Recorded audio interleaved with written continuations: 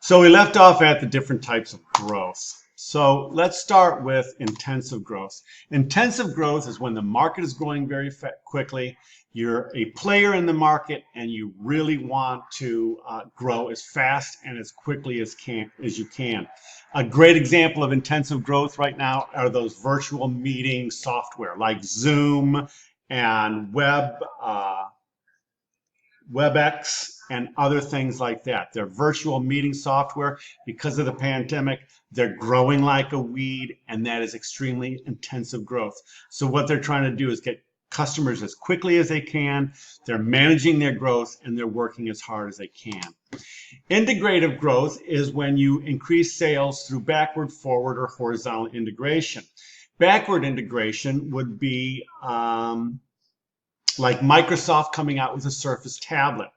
They are a software company. They backwardly integrated into the hardware. Forward integration would be a hardware company like Dell getting into the operating system. They haven't done that yet, but that would be forward integration. Another example of backward integration another example of forward integration is HP. They used to be only printers. Now they got into the hardware industry.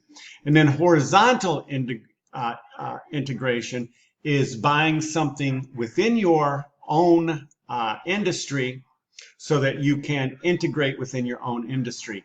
That would be HP buying Compact. HP computers buying Compact computers within the same industry. The example of forward, backward, and horizontal integration. Diversification growth is diversifying into new markets. Apple right now is diversifying into the credit card market, so that's diversification growth. Google bought PayPal, which is diversification, because Google, 80% of their revenue comes from SEO, or sales engine optimization. So diversification growth is buying other things. One of the most diversified companies in the world would be GE. Look at all the different things they sell. Anytime they think they can make money, they diversify into that particular business and try to manage that business. And they also, GE divests. When they're not making money, they will divest. For instance, they had GE Plastic. They weren't making money into GE Plastics. They divested into their plastics into SABIC, which is a Saudi Arabia company that owns the oil well. As we know, plastic is a offshoot or a byproduct of oil refining. And so they weren't making any money, so they diversified into SABIC, which owns the oil refineries. Therefore, it makes sense to make the plastic. Organizational culture is all about how the organization sees itself and how the companies see each other. All of you, I'm sure all of you had organizational behavior, and I've taught organizational behavior before. And let me tell you something, organizational culture is discussed ad nauseum in organizational behavior and also organizational psychology.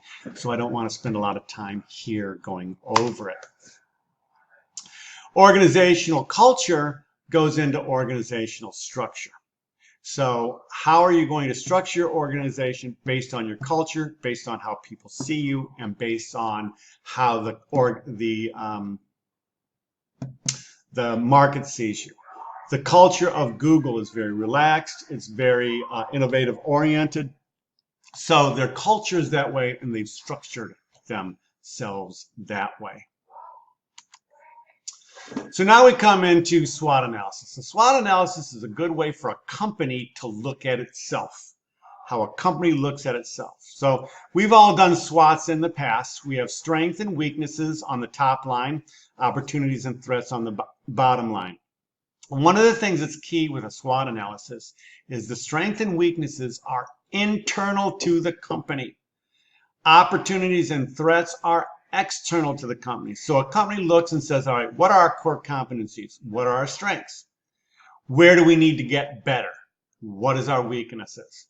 Opportunities, what's going on in the marketplace where we can make money? What's trending? What's happening in the marketplace? And those types of things.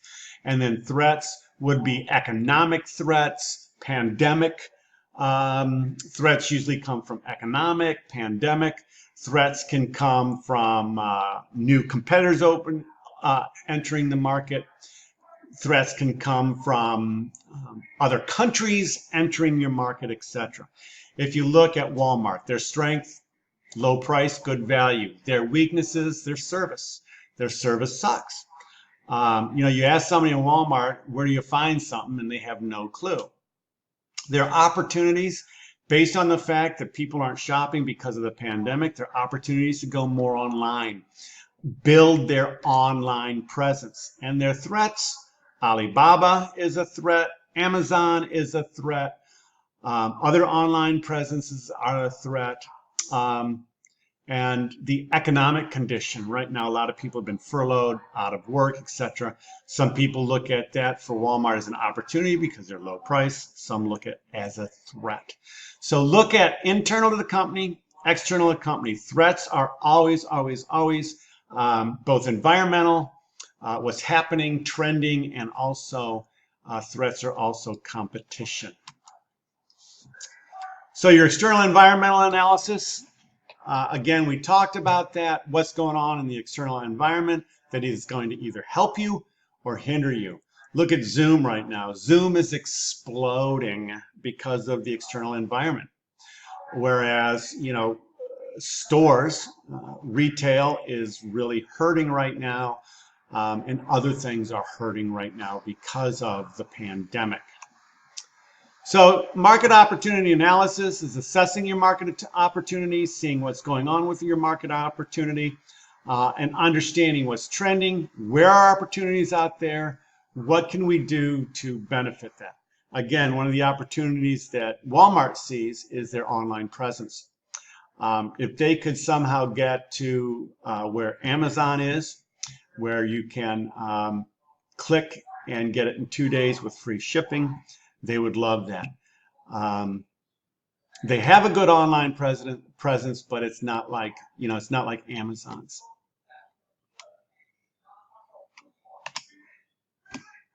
And again, your market opportunity analysis is how are we against our competition? What's going on against our competition, and how are we doing? So your internal environment is all about your company's strengths and weaknesses. What is your core strengths? Where are you positioned in the market? What value are you delivering to the customer? And where do you need to get better?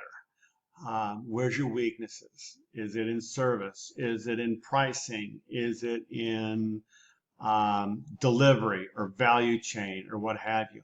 And based on that, you should look over the next few years and say, okay, what's trending? What in the external environment, what's trending that could formulate to our strengths? And then finally, what is trending that might hurt us so that we can help alleviate that. So goal formulation is all about that. MBO is management by objectives. Objectives should be quantitative. They should be very clear, and they should be something that is manageable. I always use SMART as an acronym, S-M-A-R-T, specific, measurable, achievable, relevant, and time-bound.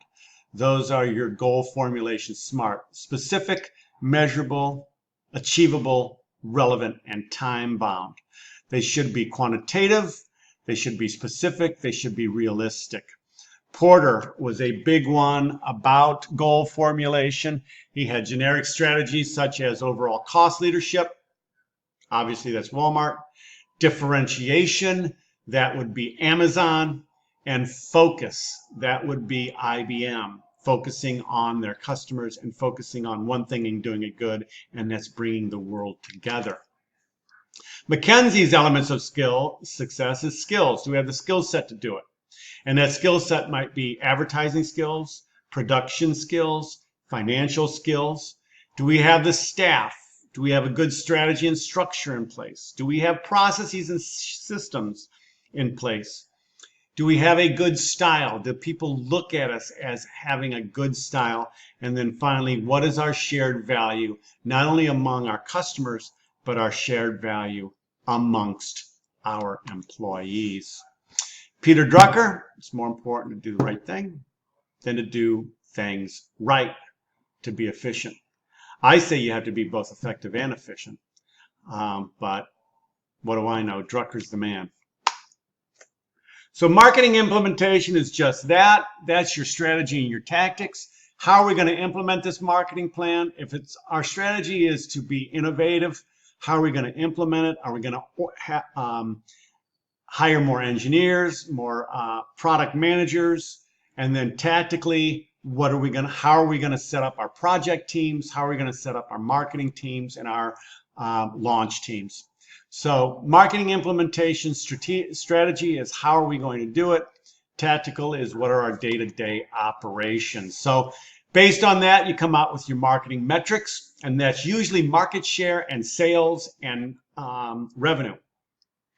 Most marketing managers are evaluated on sales, on revenue, and on market share. And then there's other things too, customer value, customer satisfaction, other things that go into that. But really the three driving metrics, sales, revenue, and market share. Oftentimes it's profit. So marketing mix, what type of mix are we going to model? Look at somebody like Amazon, or no, Apple. You know, really their marketing mix consists of really three main products, and that would be the ear plugs, whatever the hell they're called, I can't remember. Their iPhones, their iPads, and then of course their laptops. So that's their marketing mix. And then obviously a marketing dashboard. If you think about the dashboard of your car, which tells you your speed, how much gas you've got, the engine oil, it tells you. It's just a quick look at how are we doing against these metrics. We talked about metrics, and then we talked about the dashboard. Marketing control is auditing the marketing plan, taking a look each quarter as how we're doing. Are we achieving the goals? Are we achieving what we've set out to do? So you set the goals annually, and then quarterly you revisit them, and then you audit it to see what do we need to do, what can we do better, and how can we do it better. That concludes our Chapter 2 lecture. I hope you enjoyed it, and I will see you Monday in class. Take care.